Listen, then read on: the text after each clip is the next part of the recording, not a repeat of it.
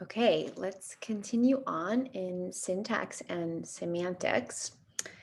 Remember our funny headline from The Onion, mask accidentally leaves house without face. These are the kinds of examples that sort of convince us that the mechanisms by which we interpret language is not some plausibility driven heuristic, but rather we use our knowledge of the grammar of the language, that is the syntactic structures that are possible in the language, to guide our interpretation.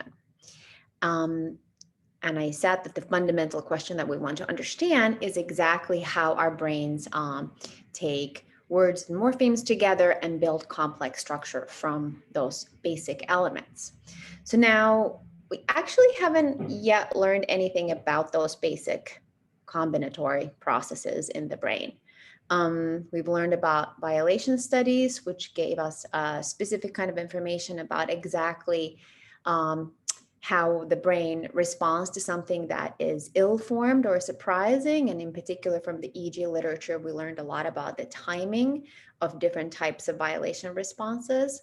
And then we talked about the Broca's area literature, and specifically the branch of that literature that has sort of tracked down exactly what is causing the increases in signal in Broca's area when we present subjects with difficult to process sentences, or in particular containing long distance dependencies. And that actually kind of accurately reflects the history of the field, in that for a very long time, the question about basic composition, so that is how do our brains just put together two elements in a very simple way, was not in the center of the discussion. But now within the last 10 years or so, it very much has become, has entered the center of our field. So now we have a lot more to say about it. Okay, so let's talk about that. So we're interested in basic composition. And I got to lean into this 2020 meme, how it started, how it's going. The basic composition has been very much the main research theme in my lab for the last 10 to 15 years. So this is sort of a personal story. So I'm going to tell you what we've learned about this process, mostly through the work that we've done in my group. So how did it start? Well, because my main training is in linguistics, I was very interested in the basic combinatory operations that combine two elements, call them A and B, into a simple little tree. And if we're coming from the perspective of linguistics, one's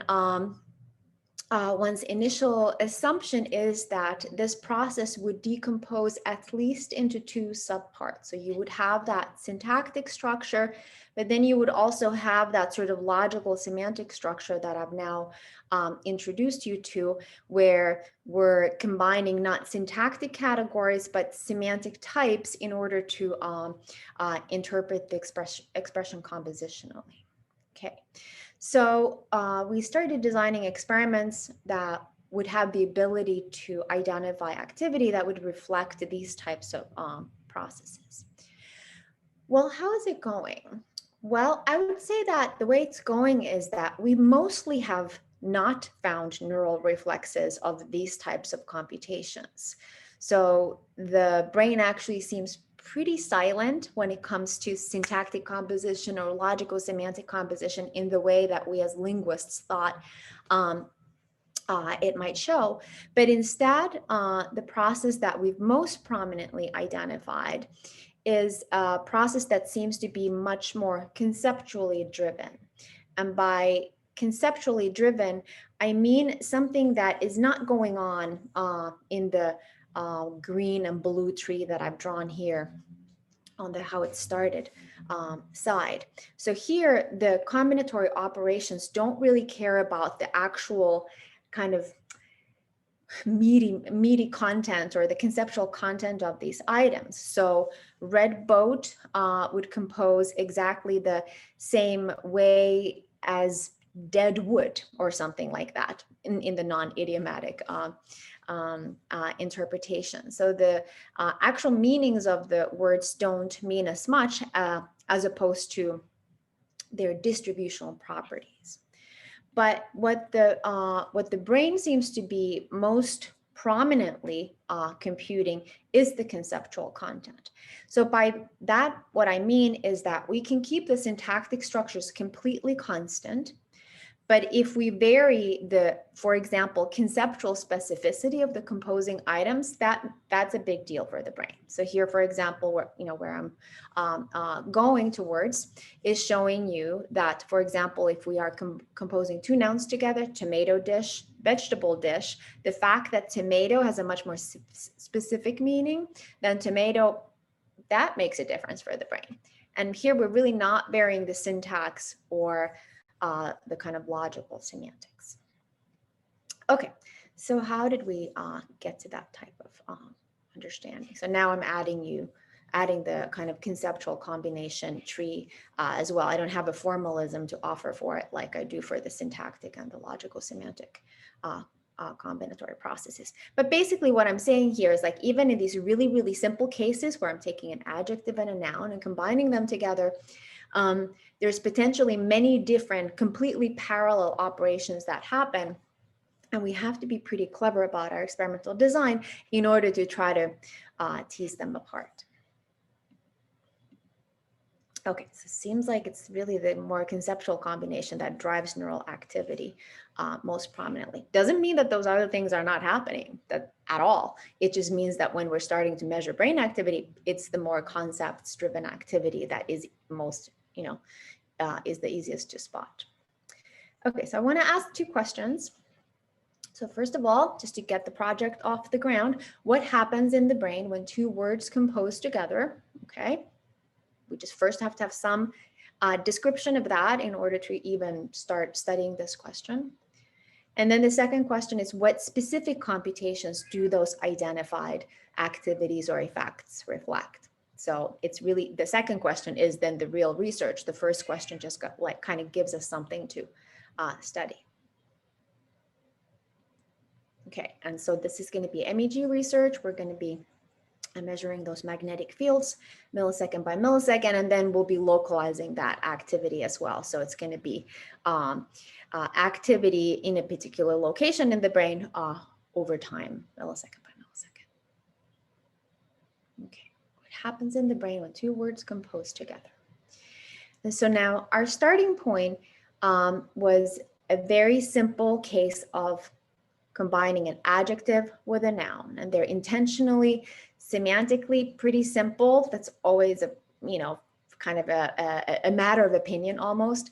But these are color describing adjectives combining with very concrete object denoting nouns. And so now our interest was to create a situation where in one case you're composing a little structure, and then there would be other cases, other control conditions where that's not happening. So now I'm going to walk you through the design decisions in some amount of detail so you can kind of see the thinking behind the design.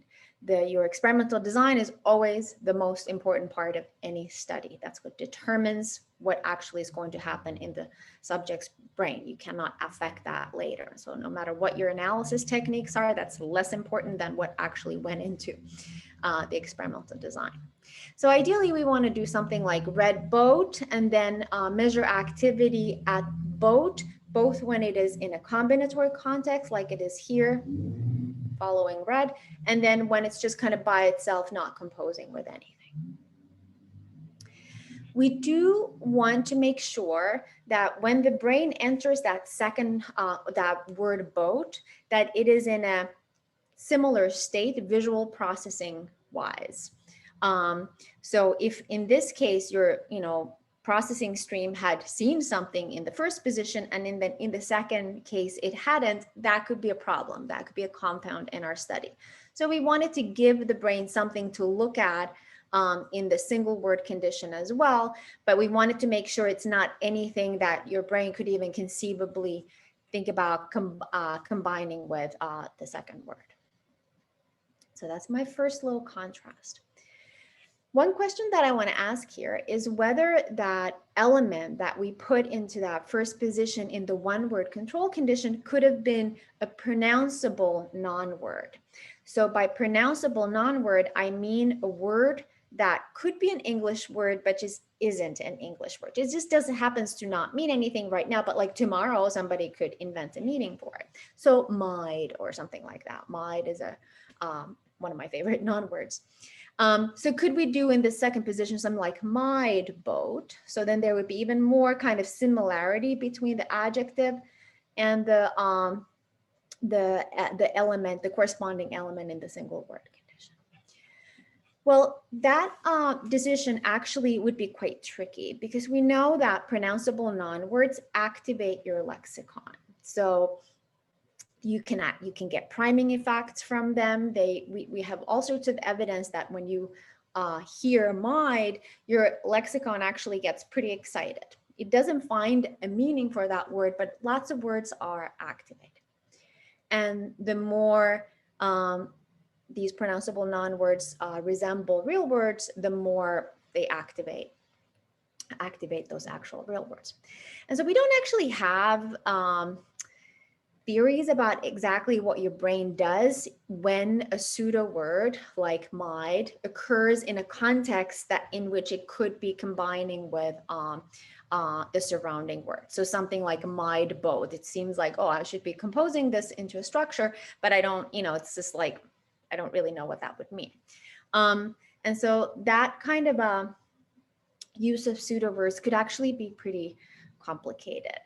And so Lewis Carroll, as I'm sure you probably know, took advantage of the fact that pronounceable non-words are pretty intriguing and interesting. So that's the famous Jabberwocky poem, where all the kind of contentful non-grammatical items were substituted with nonsense words. And then you get this kind of like intriguing text that means something, but you're not quite sure what. So did gyre and gimble in the wave, all mimsy were the bug rose, and the mum's wraths outgrabe, and so forth. And so the cognitive neuroscience literature actually has used this type of stimulus where the pseudo words compose with grammatical elements into kind of grammatical sentences relatively frequently. But my personal opinion is that that kind of a stimulus is tricky and, could be processed in different ways by different people. So usually try to avoid it in our group. So we are using that consonant strain because there we have a lot of confidence that it does not engage the lexicon and it does not give you something to maybe compose with both. So now in any experimental task that is has this kind of a controlled design, it's not inherently very interesting. We need to give the subject some kind of an experimental task, okay? And that's a really important decision also. So here we crucially did not want the subject to be performing any kind of task on the critical stimuli themselves. So we don't want them to be saying like, is red boat a grammatical expression of English, or is red boat a plausible expression or anything like that, because we want the subject to be reading very naturally just in order to comprehend. And that is what I take to be representative of what we actually do in the world. So when we're reading, we're not reading in order to perform a grammaticality judgment or plausibility judgment. We're just reading to comprehend. So we wanted to give some kind of a task that just monitors your comprehension, and crucially no judgments or button pushes on the boat itself. And so we achieved that by presenting pictures after the critical stimuli. So you would get red boat.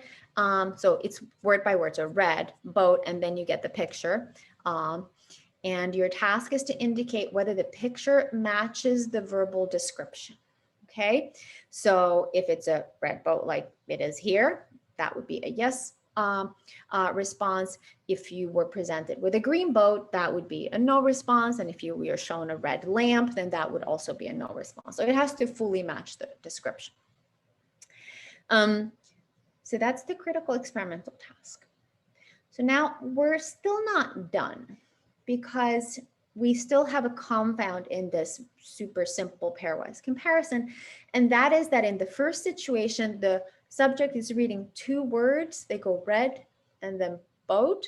And we're interested in the fact that these two words compose together. We're not interested in the fact that there's two words, okay? So it's really the composition that is of interest. And so ideally, we would then have another control condition where you also encounter two words like you do with red and boat, but you don't end up composing them together. So now that turns out to be quite tricky to construct. And the reason for that is that if, for example, we assume this task that I have now defined, anything that I would give the subject in these two positions, you might want to try to put them together, even if that does not conform to the grammar of the language. And so it's actually very hard to kind of block the combinatory mode of your brain. So we have to do something pretty explicit to try to block that. And so difficult question, not an easy design decision. But here's what we ended up doing. And it seemed to work. So this is what we're calling the composition task. Now here you're clearly in your kind of natural combinatory mode, but then we also constructed a list tasks. Here's your little MEG activity. And so here we wanted two words that don't compose with each other. So hard thing to accomplish.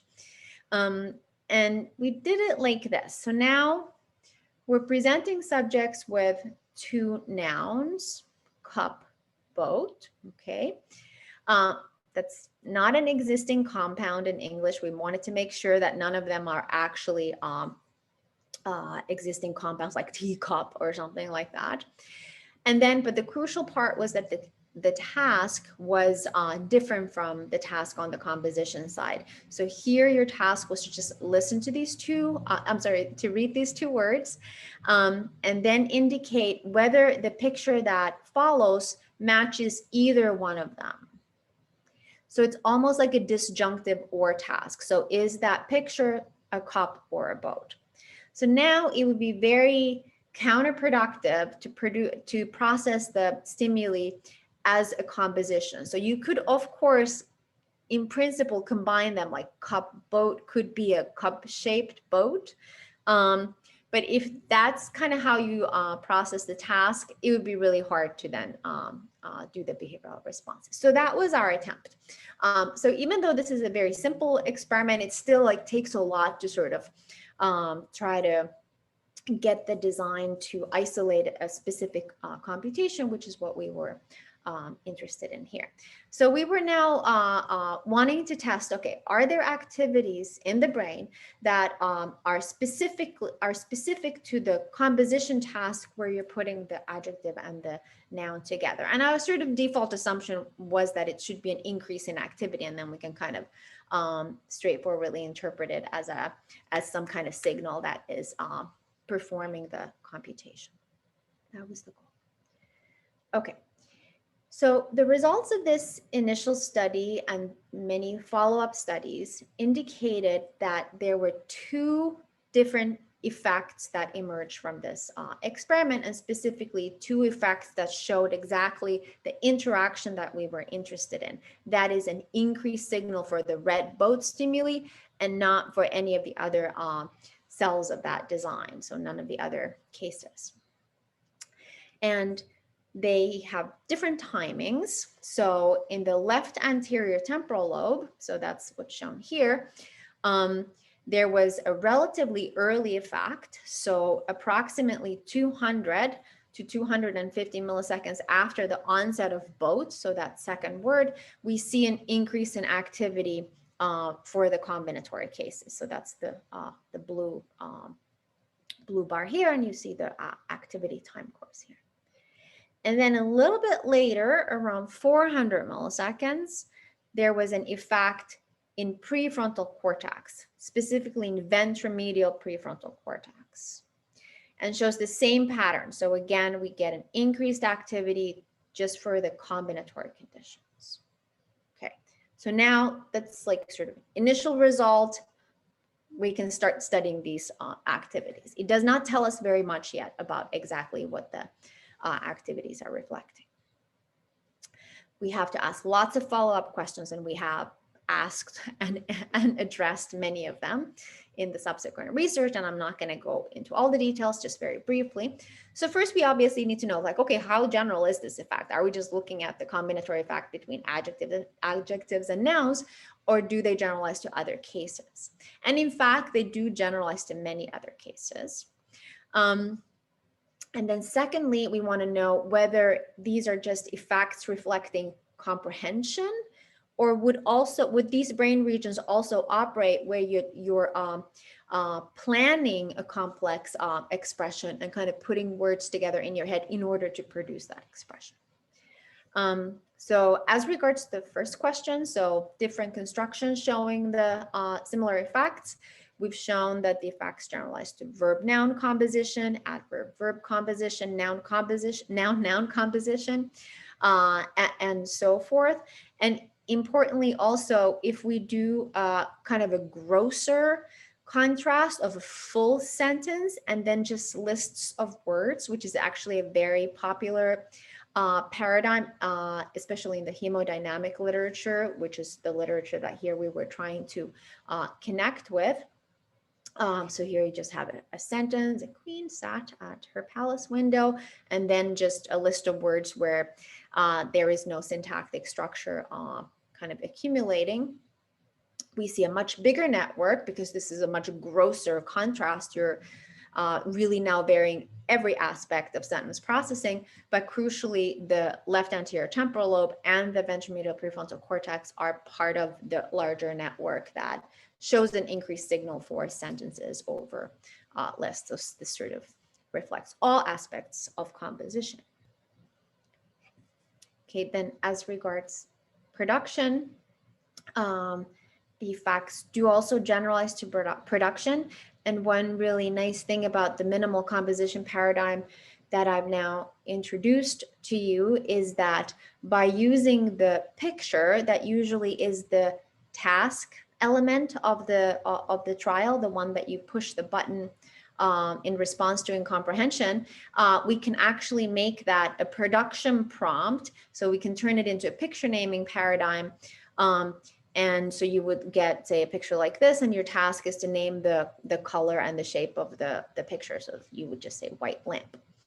And so specifically, what we're doing here is, so imagine that that's the picture. So, you know, you have a lamp in the picture. Okay, this is a terrible picture, but just bear with me because I'm trying to show something.